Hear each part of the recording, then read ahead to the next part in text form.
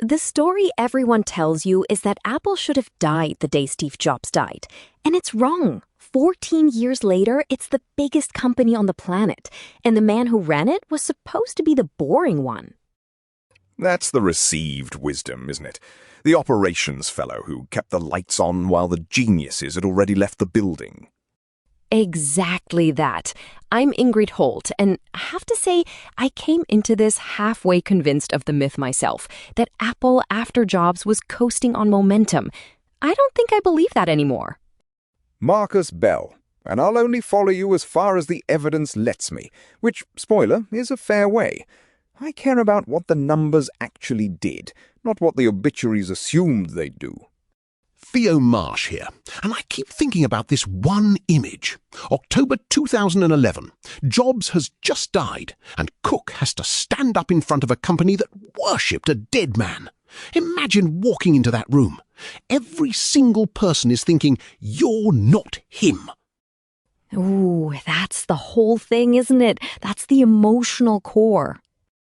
It is, because he wasn't him, and he knew he wasn't him. And the press was already writing the ending. There were columns seriously predicting the slow decline, that within a few years, Apple would be another company that used to matter. There was a genuine expectation that innovation walked out the door with the founder, which is a testable prediction in a way, and the 14 years since are the test. And most companies fail that test. That's what people forget. When the visionary founder dies or leaves, the usual story is drift. Cook is the exception, not the rule. Can we ground where Cook comes from, though? Because it matters. He's from Alabama, small town south. Father worked in a shipyard, mother in a pharmacy. Studied industrial engineering at Auburn. This is not a Silicon Valley child. No, and there's this detail I love. Before Apple, he was at Compaq, and before that, a long stretch at IBM. 12 years at IBM, running manufacturing in the American South. This is a man whose entire craft was, how do you make a physical object appear in a store at the right time and not lose money doing it? Which sounds like the least glamorous job in technology. The least, and yet. And yet it's the thing Apple was catastrophically bad at when he arrived. People forget how close Apple came to the edge in the late 90s. 1997, 98, they were months from insolvency by some accounts. Jobs comes back, and the company's drowning in inventory. Warehouses full of unsold machines. So walk me through why inventory is the killer. Because I think a listener hears too much stock and thinks, well, put it on sale. Right, so a computer sitting in a warehouse is money you've already spent that's rotting. Every week it sits there, the components inside it get cheaper and the machine gets more obsolete. It's like fresh fish. You don't hold fish. Apple was a fishmonger with a full freezer, is what you're saying. More or less. And Cook comes in 1998 and does something almost violent to that system. He closes factories and warehouses. He leans on suppliers. He gets Apple's inventory down from something like months of stock to, the number people cite is days. Days! From months to days. Days. He reportedly called inventory fundamentally evil. That's the mindset. Treat unsold stock as a moral failing. And there's a detail I read that stuck with me. The way he thought about the whole chain, not just the warehouse. Air freight instead of ships when a launch demanded it. Locking up manufacturing capacity years ahead so rivals literally couldn't buy the parts. He wasn't just tidying the back room. He was turning logistics into a weapon. That's the leap, yes. Most people treat the supply chain as a cost to minimize. Cook treated it as a place to win. So it's not defensive housekeeping, it's offense. It's a fence disguised as housekeeping, which is exactly why it went unnoticed for so long. And here's what gets me. That's not a footnote to the comeback. That is the comeback. Everyone remembers the candy-coloured iMac, the design, the Think Different ads. But the reason Apple survived long enough for the design to matter is that this quiet Alabama engineer stopped the bleeding out the back. So the myth is almost inverted. The romance of Jobs is the visible half of a machine, and Cook is the invisible half that made the romance affordable. That's it. That's exactly it. So let's get to that room, Theo. 2011. Actually, before that. He'd stood in for Jobs before, hadn't he, when Jobs was ill? Several times. Jobs had medical leaves across the late 2000s, and Cook ran the company in the gaps, so it wasn't a cold start. The board knew what they had. Cook is named CEO in August 2011, and Jobs dies that October. Weeks. It's weeks between him taking the chair and the founder dying, and the whole world is basically holding a wake and watching Cook at the same time. What does he actually do in those first years? Because the temptation must be enormous to either impersonate Jobs or to blow the whole thing up and prove you're your own man. And he does neither, which is the fascinating bit. He doesn't put on the black turtleneck, but he also doesn't march in and tear up the playbook. There's a line he's used in interviews, roughly, that Jobs told him not to ask, "What would Steve do?" that he should just do what's right. Now, I want to be careful because a lot of deathbed wisdom quotes get polished in the retelling. And we should say that. We should, but the substance of it is well documented across multiple interviews. Cook was explicitly freed from imitation, and you can see him take that seriously. Because think about what he keeps and what he changes. He keeps the obsession with a small number of products done superbly. That's pure Jobs, and he doesn't touch it. But the way he runs the human side of the building, that changes completely. How so? Jobs could be brutal, famously. There are stories of people getting torn apart in meetings, projects killed with real cruelty. Cook is the opposite temperature. Quiet, asks a lot of questions. There's this thing people say about him in meetings, long silences, and he'll just keep asking questions until the person in front of him has either solved it or exposed that they don't understand their own numbers. The relentless, calm interrogation, which is far more frightening than shouting if you're on the wrong end of it. Oh, 100%. The person who raises their voice, you can dismiss. The person who just quietly keeps asking, you can't hide from that. And there's the famous work habit. He was reportedly up before 4 a.m, sending emails, first one in. Not to perform it. It's just the rhythm of a man who thinks the details are the job. And that sets a culture without a single speech.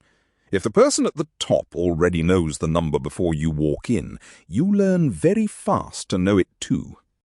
Okay, but the hard question, and Marcus, this is yours, I think, because it's a numbers question.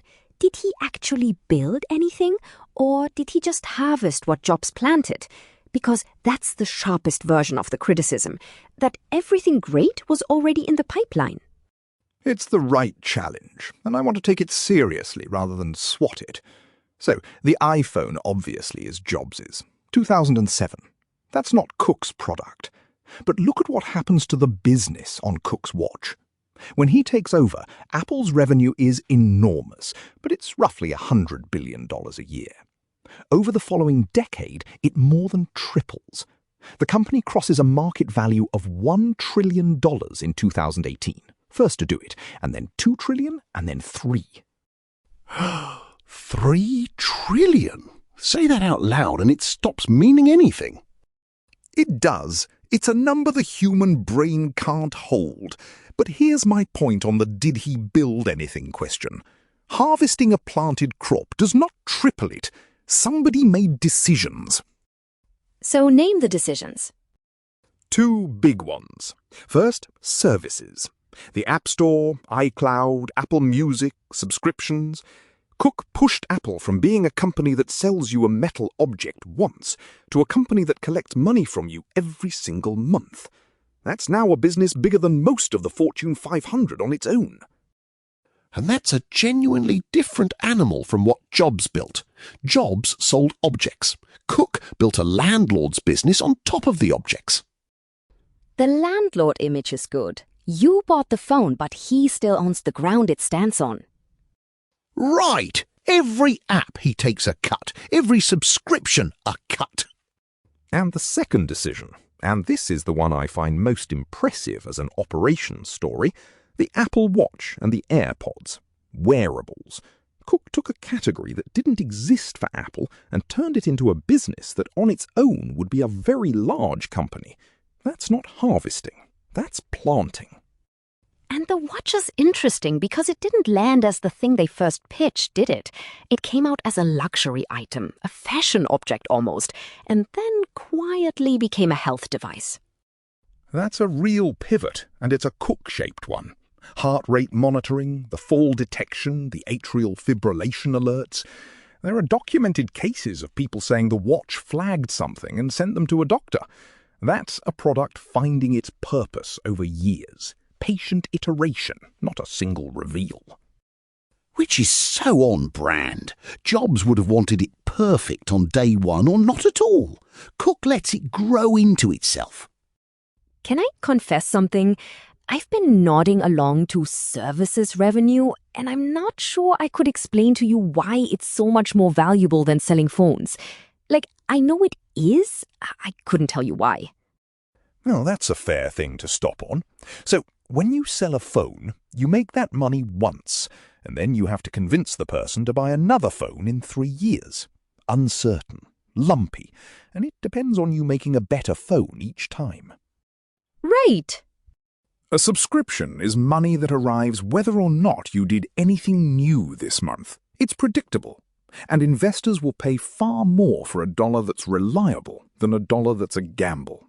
So the same profit dressed as a subscription is worth more to the share price than dressed as a one-off sale. And can I admit, I was quietly lost about 2 sentences back too. I was doing the confident nod. You were not.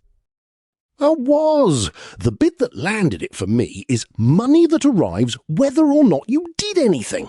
That's the whole game. That's why the market loves it. And that's exactly it. No shame in stopping. It's really a slippery idea, and the finance world dresses it up to sound harder than it is. I'm so glad we all just did that. That's better than pretending. Now, we've been generous. Let's be honest about the harder parts, because there are real ones. China. Because Cook's masterpiece, the supply chain, is built on China. The iPhone is overwhelmingly assembled in China. That's the machine he perfected. And it makes Apple deeply structurally dependent on a country whose government Apple then has to keep happy. And there's documented friction there. Apple has removed apps from its Chinese store at the government's request, including, at various points, tools people use to get around censorship. It stored Chinese users' iCloud data on servers operated within China. Apple's defense is that it follows the law in every country it operates in. Which is true, and also convenient, right? We follow local law sounds neutral until the local law is the thing people are worried about. That's the tension precisely, and I don't think you can resolve it cleanly.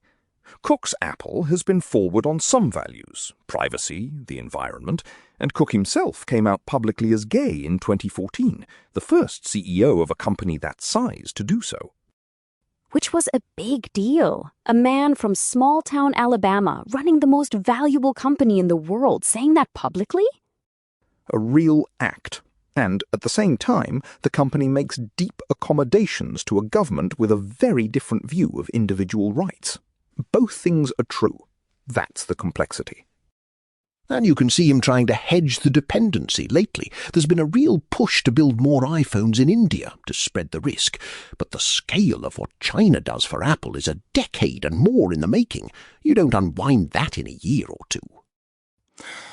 The whole ecosystem is there. The suppliers, the trained workforce, the ability to staff a line of tens of thousands overnight for a launch. That concentration is the achievement and the vulnerability in the same breath.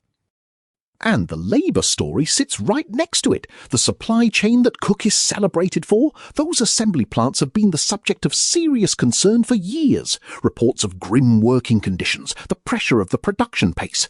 Apple audits its suppliers and publishes findings, and it has pushed for improvements. But the pressure that makes an iPhone appear on launch day is the same pressure that lands on a person on a line. You can't separate them. The miracle of it's in the store on the day they promised has a human cost somewhere up the chain. I'd add one more that's less about ethics and more about legacy risk. Under Cook, Apple has been extraordinary at refining, less obviously good at inventing a truly new category the way the iPhone was. The "what's the next iPhone" question. Exactly. There was a car project worked on for years, reportedly wound down. The headset, Vision Pro, is real, but it's not a mass phenomenon, at least not yet. So the open question over Cook's Apple is whether it can still create a new world, or whether it's become the finest refining machine ever built. Which, devil's advocate, maybe that's fine. Maybe the age of the one genius product reveal is just over, and the honest thing is to be the best in the world at making the existing things extraordinary. See, that's the bit I keep turning over, because we're all a little in love with the myth of the visionary, the lone genius on stage, and Cook's whole career is an argument that the myth is a bit of a lie. That the genius needs a machine around him, and the machine is not a lesser thing. Right. The machine is the thing that let the genius exist at all. Can I try an analogy? Because I've been building one this whole time.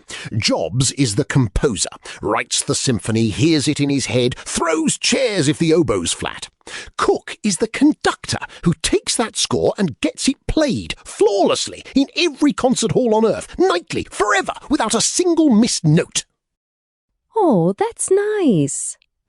And we've decided culturally that the composer is the artist and the conductor is the technician. But ask any musician which one is harder to replace on a given night. Though I'd gently push on it, because the risk of that analogy is it lets Cook off the creative hook entirely, and I don't think that's fair to him. The move into services, the wearables, those aren't just conducting the same score louder. He wrote some new movements. That's a fair correction. He's not purely the conductor. Some nights he picks up the pen. And there's a temperament question buried in it too, because the composer type burns bright and often burns out, or burns everyone around him. The conductor type can do it for 14 years without cracking. Endurance is its own talent. We don't put it on magazine covers, but sustaining excellence across a decade and a half at the largest scale in corporate history, that's not a lesser gift, it's a rarer one.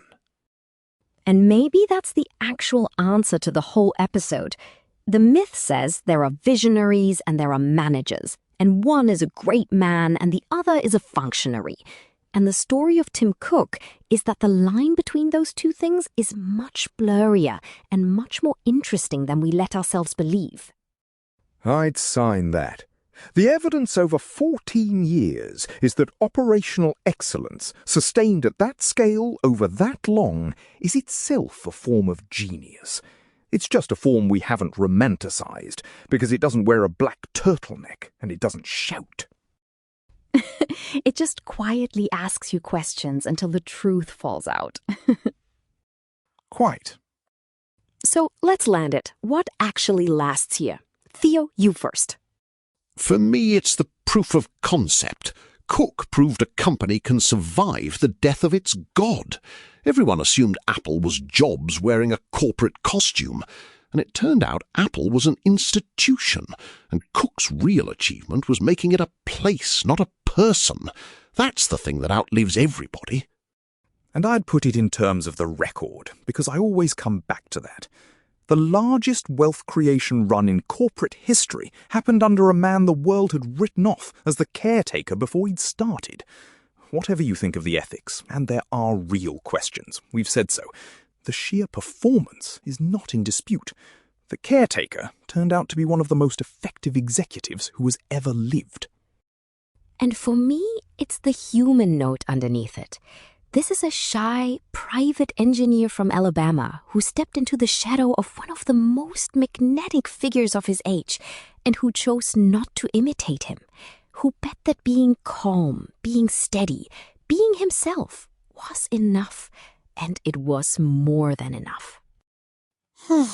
There's something quietly moving in that, actually. He never got to be the beloved one. He got to be the effective one. And he seems to have made his peace with that trade. Maybe that's the most grown-up thing in the whole story, choosing to be useful over being adored. And getting adored a little, anyway, in the end, just slowly. Slowly, which honestly suits the man. Marcus, Theo, this was a joy. I came in half believing the myth, and I'm leaving on the other side of it. Same. And I learned I should stop confidently nodding when I'm lost. We all learnt that. It was the best moment of the hour. It really was. The story of Tim Cook, the man who wasn't supposed to work. Thanks for spending it with us. This episode was generated with AI by Demades.